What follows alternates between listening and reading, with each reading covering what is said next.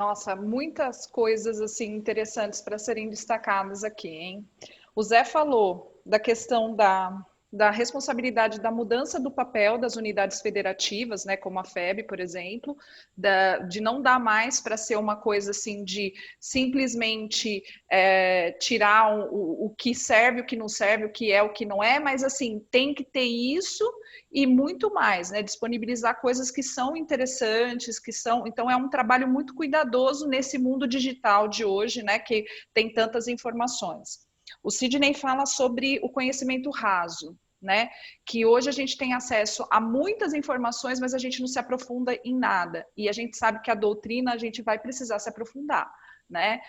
Às vezes você está num estudo ali que às vezes você está num estudo e aí o pessoal lá tem que ter o discernimento, tem que ter o bom senso de entender, por exemplo, a gente está discutindo um determinado assunto. Eu preparei alguns pontos, mas você tem que ter o discernimento de entender que pode ir para um outro caminho e que também vai ser válido esse caminho.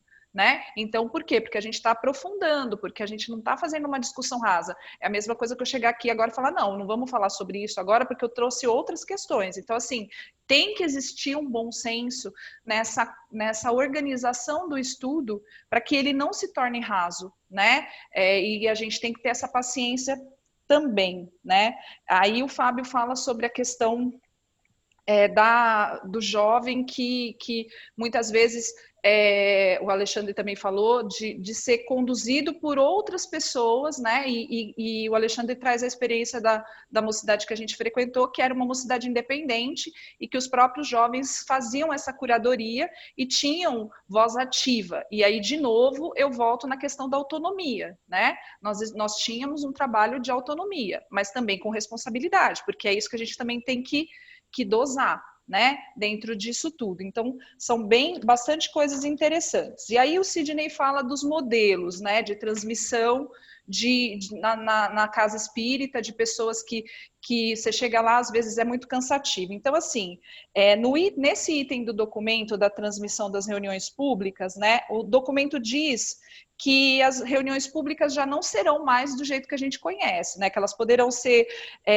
não só presenciais, como a gente disse que é necessário a questão presencial, mas elas também podem ter outro alcance, elas podem ser transmitidas por streamings, as palestras podem virar áudios, podem virar podcasts, e essa mudança será, e aí a minha pergunta para Carla, você acha que essa mudança ela inviabiliza as atividades das casas espíritas, afastando os frequentadores, ou é mais uma forma de acesso à doutrina? Como você vê isso? Não, ela não afasta as pessoas. Eu acho que, muito pelo contrário, une mais. Né? A gente lá no Solidariedade, a gente usa tudo. Nós temos os grupos de WhatsApp, que eu acho que é maravilhoso, sabe? O pessoal se fala no Facebook, a gente está sempre conectado. Então, quando a gente não está lá dentro, a gente está assim, a gente está, é igual ao nosso grupo, né? A gente está se conversando. E muitas coisas que tem ali que ele trouxe, nós já usamos lá, e é muito produtivo. Porque a gente fica mais ligado um no outro, entendeu? A gente está lá no trabalho, por exemplo. Estou trabalhando. Aí, de repente, alguém lá sofre um acidente, acontece qualquer coisa. É impressionante. Na hora que acontece alguma coisa que um pede ajuda, todo mundo parece que entra ao mesmo tempo. Então, vai criando uma sintonia entre as pessoas. Então, é muito, muito legal, assim. O pessoal fica, às vezes, um tempão lá mudo. Acontece alguma coisa, todo mundo entra de uma vez. Eu mesmo já passei assim por diversas questões conflitantes, que eu cheguei e falei assim, gente, eu estou precisando de uma oração. Está acontecendo isso, isso e isso. Eu estou sem chão aqui. Na hora, à distância mesmo, o pessoal parou. Carlinhos, a gente está fazendo uma oração.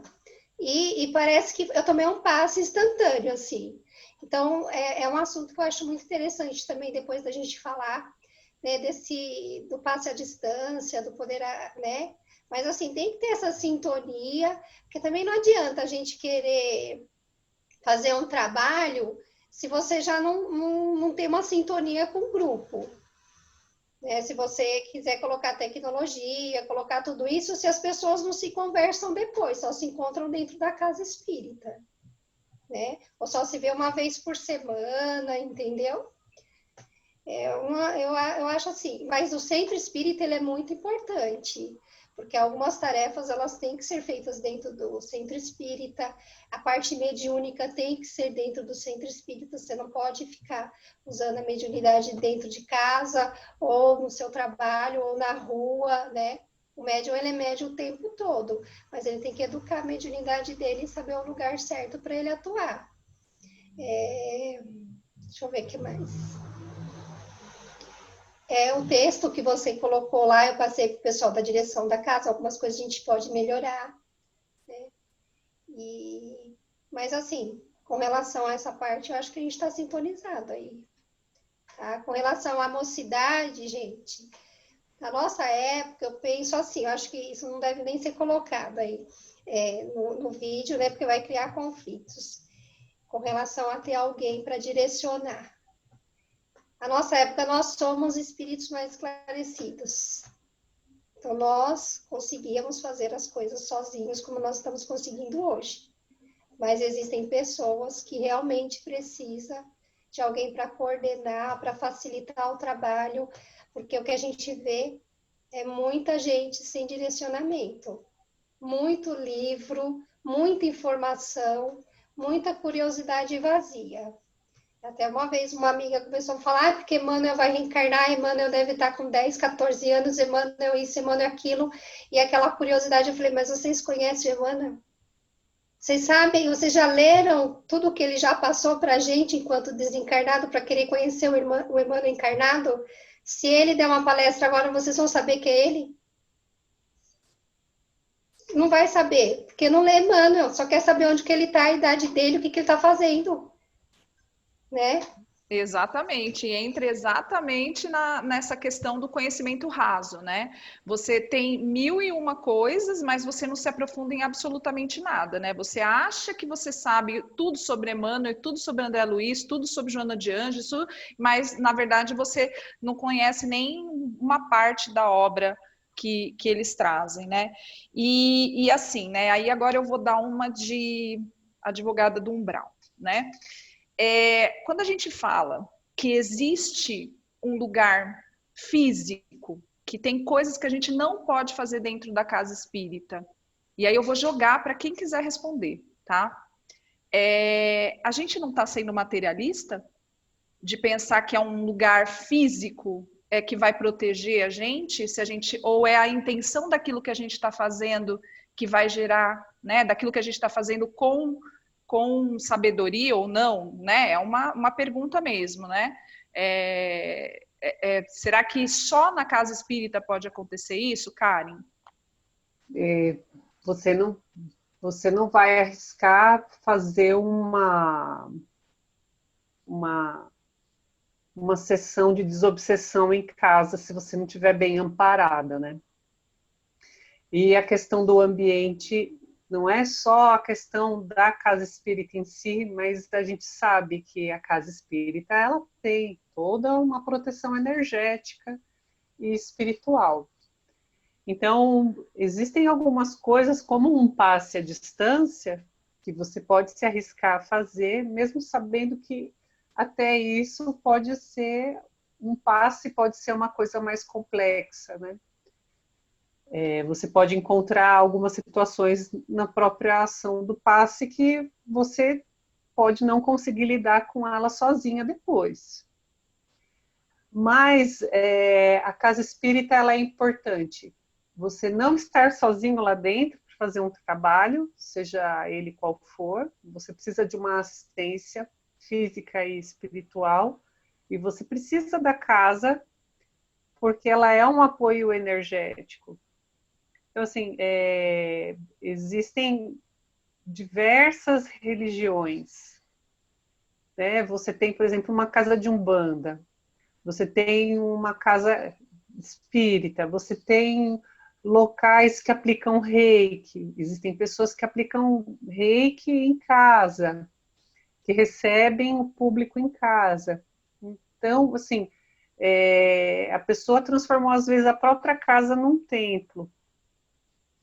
E você tem situações que você age de forma individual, assim, pedindo a Deus que ampare, porque se acontecer alguma coisa com você lá sozinho, você não vai ter como segurar a onda. Então, assim, existe a necessidade de você ter lugares apropriados para fazer as coisas. Você hoje, por exemplo, nessa situação que a gente está, de isolamento social, que foi proibida os encontros, todas as casas estão fechadas, todos os templos. Então, existem pessoas que continuam precisando de assistência. Então, existem pessoas que estão trabalhando à distância e estão precisando de algum amparo espiritual.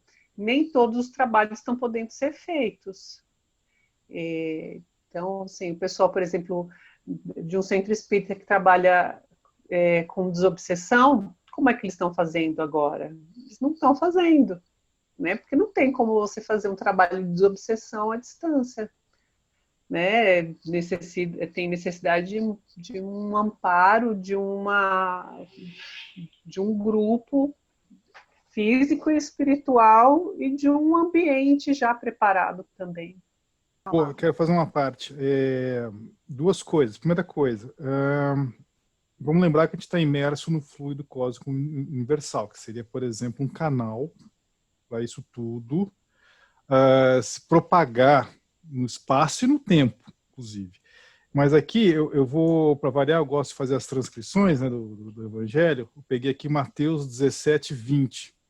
Ele respondeu, porque a fé que vocês têm é pequena. Eu asseguro que, se vocês tiverem fé do tamanho de um grão de mostarda, poderão dizer a esse monte, vá daqui para lá, e ele irá.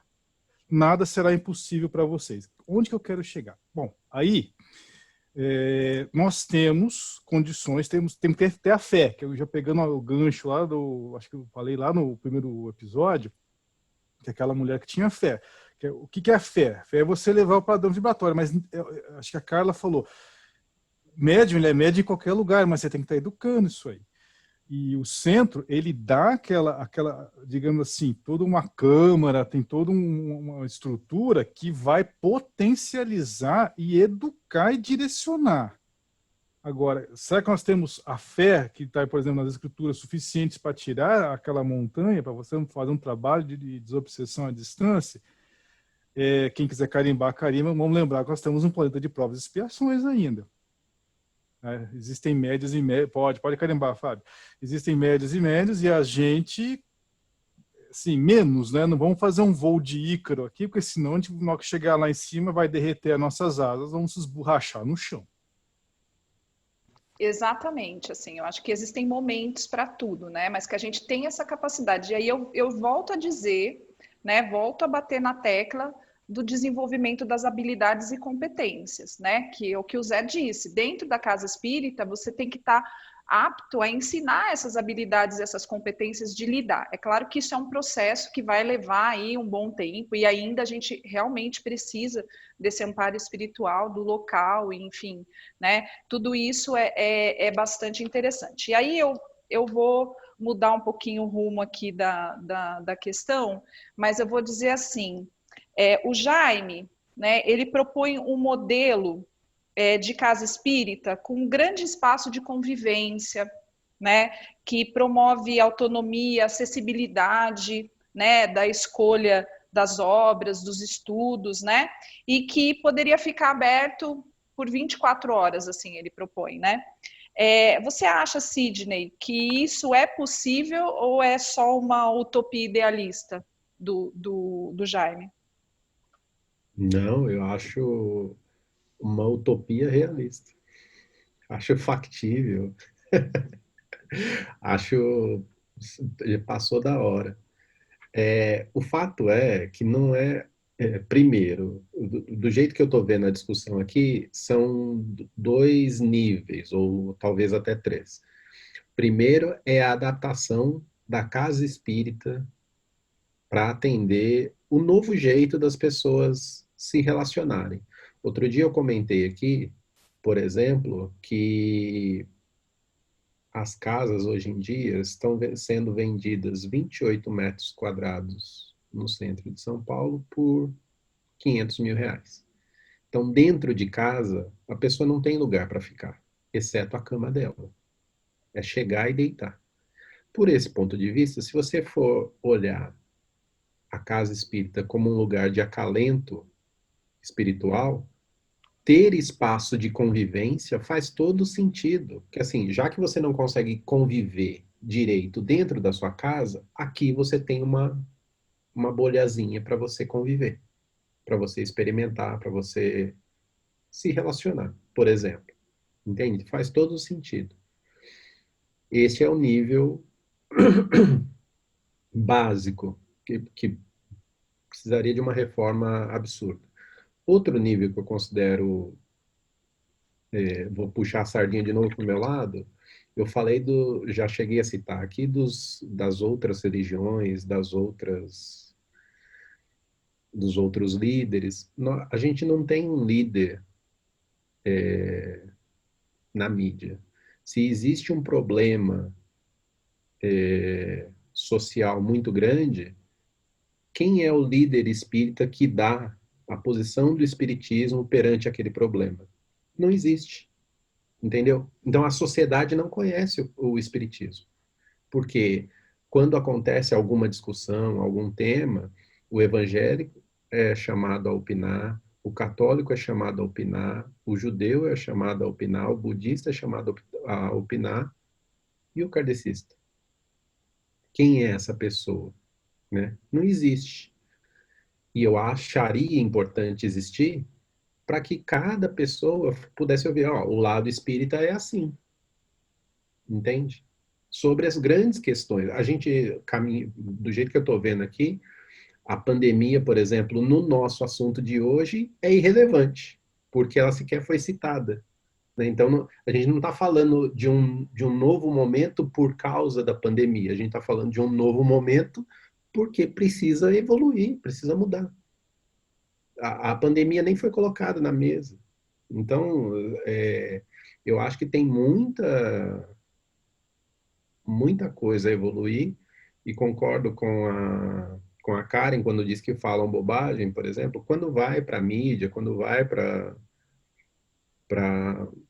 uma grande comunicação, são esses caras, né? Que são... outro dia eu vi alguém falar, numa dessas indicações que deram aí, que falou assim, se você vê um espírita que ele é popstar, que multidões segue, cara, não é esse cara que você tem que ouvir, porque ele está ali cumprindo o papel de show, de espetáculo, não de falar sobre o espiritismo diretamente, entende? Então, ao mesmo tempo que pode ser contraditório o que eu estou dizendo, eu falo assim, a gente não tem uma pessoa que represente a gente nas grandes questões mundiais. Eu costumo citar, por exemplo, a reforma do Carandiru. O Carandiru foi um lugar que foi dizimado, vidas ali dentro, vocês sabem o que era. O governo, naturalmente, foi lá e desmanchou aquilo, transformou aquilo num parque. Agora, adianta colocar um parque, que é um lugar de lazer, de diversão, no lugar em que foi concentração de gente do mal, de espíritos do mal? Precisaria haver ali um trabalho espiritual para transformar aquele local. Acho que todo mundo concorda. Né? No entanto, por ser uma atividade oficial, política, não existiu aquilo. Então, assim, é óbvio que a própria transformação do lugar vai acabar limpando ele. Mas não vai ser da noite para o dia. Né? É um processo. Eu não quero me adiantar muito, mas eu teria outro exemplo para dar de uma escola na Rússia, não sei se vocês lembram, há uns 4 anos atrás, que entrou alguém lá e metralhou todos os estudantes. Qual que é o resultado? A escola ficou 6 meses fechada, todo mundo para casa, teve alguns alunos que morreram, tal, não sei o quê. A tendência natural daquele governo, qual seria? E foi, ó, isso aqui a gente vai derrubar e a gente vai construir a escola em outro lugar. Por mais que seja na Rússia, que é onde tudo acontece, as mães levantaram e falaram assim, não, eu não quero. Eu quero que a escola do meu filho seja nesse mesmo lugar. Então, nós vamos transformar esse lugar de novo num lugar como símbolo de educação. Então, a representatividade do prédio era de um lugar de assassinos, um lugar de morte. E as mães tomaram a iniciativa, à revelia do governo, para fazer, não, essa daqui vai continuar sendo a nossa escola, a escola do nosso bairro aqui. É isso que a gente quer, é isso que a gente vai fazer. Vai dar mais trabalho, mas a gente vai fazer. Com o meu filho eu lido. Vamos todo mundo junto? Então, as iniciativas, todas elas, deveriam ser baseadas em prol, no meu modo de ver, do estabelecimento da doutrina de Kardec, da melhor forma possível, independente do espaço. E aí, Sidney, você fala uma coisa bem interessante. Reconstruir. Reconstruir significa botar abaixo, simplesmente ignorar tudo aquilo que já existia, né? Ou não, né? Trazer alguma coisa diferente, que dá trabalho, como você disse, né? Muito mais trabalho, porque você vai ter que mexer com a pessoa, com o sentimento, com aquilo que está sendo colocado ali numa questão problemática.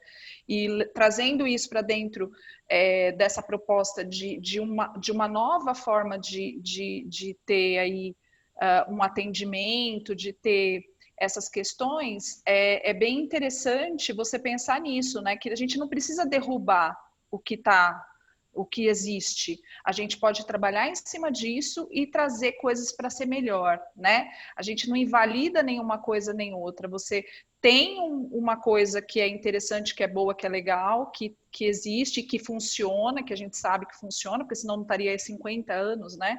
Mas também tentar trazer coisas novas a partir de um modelo que também vai agregar mais pessoas, vai trazer mais pessoas, né? A ideia é essa, é propor coisas para agregar e não para simplesmente criticar e dizer, olha, isso aqui não serve mais, vamos derrubar e vamos fazer diferente. Não é essa a ideia.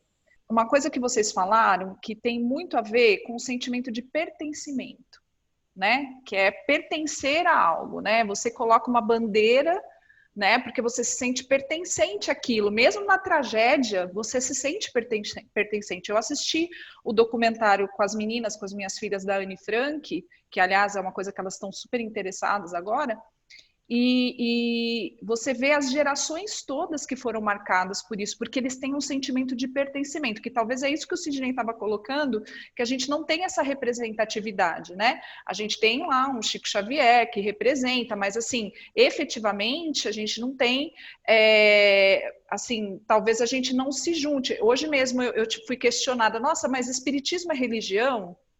Eu falo, também, né? Tem um viés filosófico, tem um viés científico e também religioso. Então, assim, as pessoas não enxergam o espiritismo como uma religião, né? Porque talvez a gente não tenha esse sentimento de pertencimento.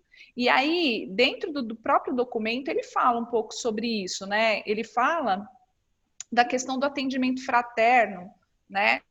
E que, assim, qualquer pessoa, né, que a gente sempre fala muito isso, né, a pessoa que está atendendo dentro de uma casa, ela é a porta de entrada, né, então, ou ela pode espantar a pessoa, ou ela pode acolher e trazer essa pessoa para dentro da casa, né, então, muito se discute o que seria esse atendimento fraterno.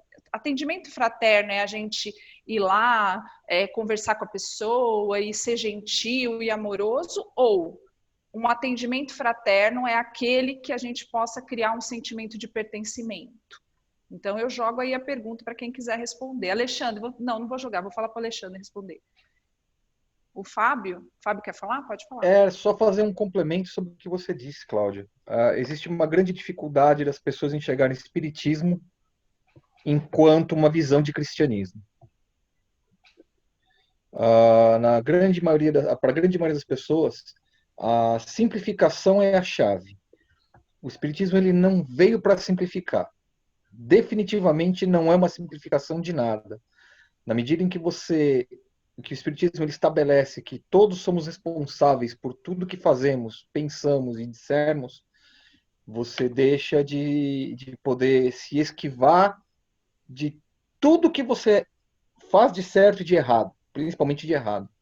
Então, muita gente não consegue enxergar espiritismo enquanto cristianismo, assim como muita gente não consegue enxergar a Umbanda e a sua relação com o cristianismo, porque existe uma relação. E as pessoas preferem não enxergar.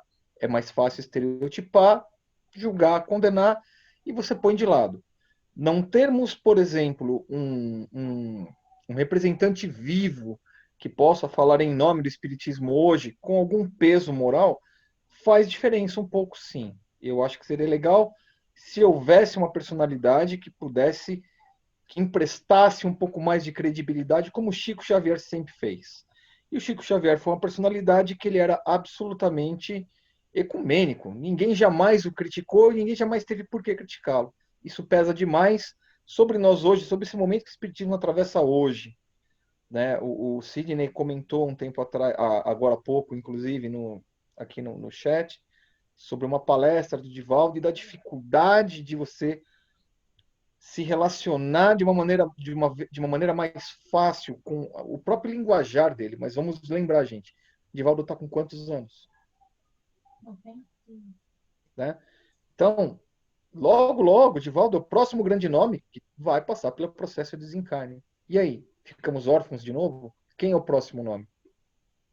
Então, são essas coisas. Só para complementar a pergunta que você ia fazer, Cláudia, só complementando, dessa dificuldade das pessoas enxergarem o espiritismo como uma visão cristã. Vou só fazer uma parte aqui, Cláudia, no que o Fábio falou, que o espiritismo veio para simplificar. Então, já fazendo meio aqui com uma propaganda nossa aqui do Contestação, também não veio trazer respostas. Nós estamos aqui justamente para levantar mais dúvidas, para que cada um que está nos assistindo vá procurar, vá pesquisar, vá ler. E sim, nós temos atendimento fraterno, mande aí seus comentários, a gente responde na medida do possível.